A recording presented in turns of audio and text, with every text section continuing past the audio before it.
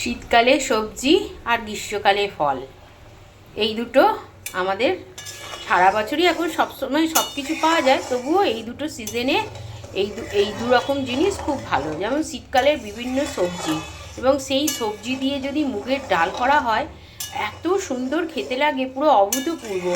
তো আজকে ওই জন্য বিন, কড়াইশুঁটি, কাঁচা লঙ্কা, টমেটো, গাজর সব রকম দিয়ে আমি মানে কি বলবো, সবজির ডাল করেছি, মুগের ডাল। আর নিরামিষেতে তো বেশ ভালো খেতেও লাগবে। তো যাই হোক, আজকে আমি এই ডাল করেছি। বেগুনি করব, কুমড়োলি করব, মানে কুমড়োর বড়া, বেগুনি আর আলুর বড়া করব, পাঁপড় ভাজা করব আর ভাত। কারণ আজকে এই দিয়েই নিরামিষ খাবো, মঙ্গলবার। আবার বড় ছেলেটাও বলেছে মা আজকে নিরামিষ খাবো। তো যাই হোক, আজকের মেনুতে আমার ভাত আর ওই 3 রকম বেগুনি আর ডাল এই হবে।